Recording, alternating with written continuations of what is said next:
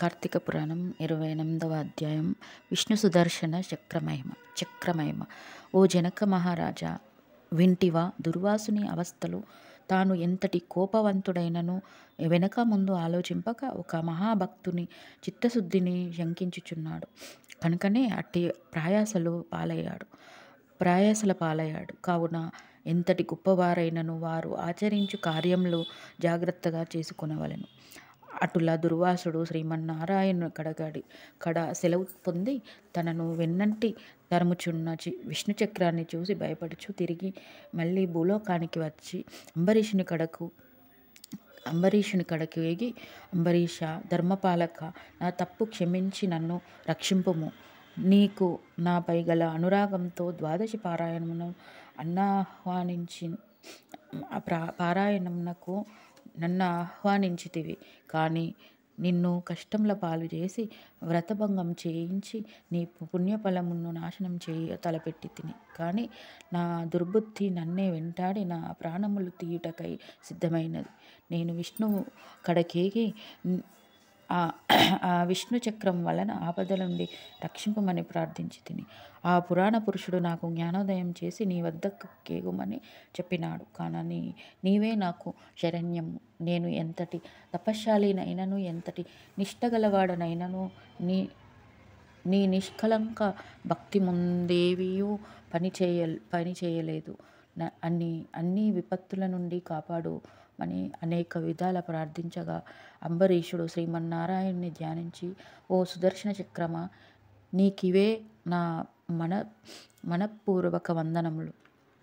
ఈ దుర్వాస మహాముని తెలిసియో తెలియకయో తొందరపాటుగా ఈ కష్టములు కొని తెచ్చుకొనెను. అయినను ఇతడు బ్రాహ్మణుడు కాన ఇతని చంపవలదు. ఒకవేళ నీ కర్తవ్యం నిర్వహింప తలచితివేని ముందు నన్ను చంపి ఆ తర్వాత ఆ దుర్వాసుని చంపుము. నీవు శ్రీమన్నారాయణుని ఆయుధానివి. నేను శ్రీమన్నారాయణుని భక్తుడను. నాకు శ్రీమన్నారాయణుడు ఇలవెల్పు దైవం. నీవు శ్రీహరి చేతిలో నుండి అనేక యుద్ధములలో అనేక మందిని లోకకంటకులను చంపితివి గాని చెరను కోరిన వారిని ఇంతవరకు చంపలేదు. అందువలనే ఈ దుర్వాసుడు ముల్లోకములను తిరిగినను ఇతనిని వెంటాడుచునే ఉన్నావు, కానీ చంపుటలేదు దేవా. సురాసురాది భూత కోటలన్నీయు ఒక్కటిగా ఏకమైనను నిన్నేమియూ చేజాలవు. ఈ శక్తికి ఏ విధమైన అడ్డును లేదు. ఈ విషయం లోకమంతటికీ తెలియను. అయినను మునిపుంగవునికి ఏ అపాయం కలగకుండా రక్షింపుమని ప్రార్థించుచున్నాను. నీ యందు ఆ శ్రీమన్నారాయణి శక్తి ఇమిడి ఉన్నది. నిన్ను వేడుకొనుచున్నాను. చెరను వేడిన ఈ దుర్వాసుని రక్షింపుము అని అనేక విధముల స్తుతించుట వలన అతి రౌద్రకారంతో నిప్పులు గ్రక్కుచున్న విష్ణుచక్రాయుధము అంబరీషుని ప్రార్థనలకు శాంతించి, ఓ భక్తాగ్రేశ్వర అంబరీష, నీ భక్తికి పరీక్షించినట్లిట్లు చేసి తిని గాని వేరు కాదు. అత్యంత దుర్మార్గులు మహాపరాక్రమవంతులైన మధుకైటబులను దేవతలందరూ ఏకమైన కూడా చంపజాలని మూర్ఖులను నేను దునుమాడి నీవెరుంగుదువు గదా.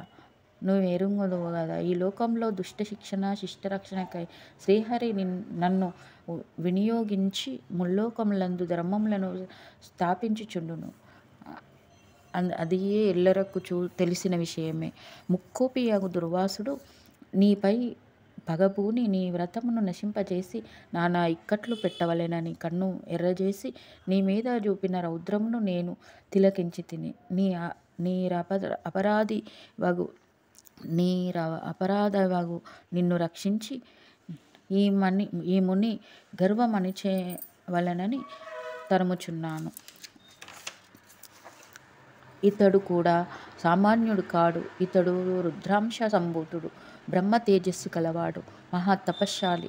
రుద్రతేజము భూలోకవాసులందరూ చంపగలరు. కానీ శక్తిలో నాకంటే ఎక్కువేమీ కాదు. సృష్టికర్తయగు బ్రహ్మ తేజస్సు కంటేను కైలాసపతియగు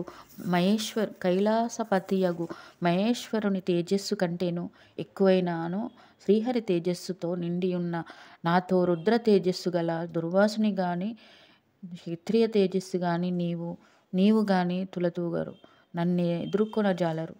తనకన్నా ఎదుటివాడు బలవంతుడై ఉన్నప్పుడు అతనితో సంధి చేసుకొనుట ఉత్తమం అని నీతిని ఆచరించువారలు ఎటువంటి విపత్తు నుండి ఆయనను తప్పించుకోగలరు. ఇంతవరకు జరిగినదంతయు విస్మరించి శరణార్థివై వచ్చిన ఆ దుర్వాస మునిని గౌరవించి నీ ధర్మము నీవు నిర్వర్తింపుమని చక్రాయుధమును పలికెను.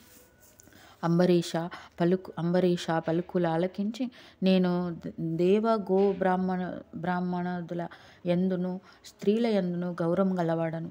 నా రాజ్యంలో సర్వజనులు సుఖంగా ఉండవలెననియే నా అభిలాషగాన శరణు గోరిన ఆ దుర్వాసుని నన్ను కరుణించి రక్షింపుము. వేల కొలది అగ్నిదేవతలు కోట్ల కొలది సూర్యమండలములు ఏకమైనను నీ శక్తికి తేజస్సుకు సాటిరారు. నీవు అట్టి తేజోరాశివి. మహావిష్ణువులో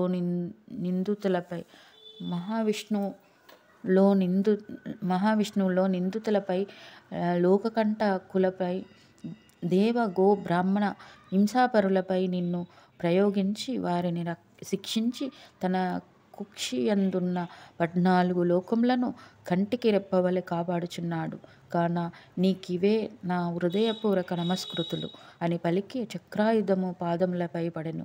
అంతటా సుదర్శన చక్రం అంబరీషుని లేవదీసి గడాలింగున మునర్చి, అంబరీష, నీ నిష్కళంక భక్తికి మెచ్చితిని. విష్ణు స్తోత్రము 3 లోకములందు ఎవరు పఠింతురో, ఎవరు దానధర్మములతో పుణ్యఫలములను వృద్ధి చేయుదురో, ఎవరు పరులను హింసింపక, పరధనమును ఆశపడక, పరస్త్రీలను చేరపట్టక,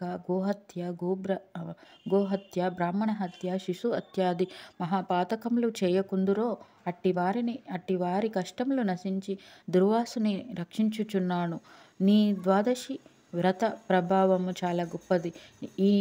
నీ పుణ్యఫలము ముందు ఈ మునిపుంగవుని తపశ్శక్తి పని చేయలేదు అని చెప్పి అతనిని ఆశీర్వదించి అదృశ్యమయ్యెను.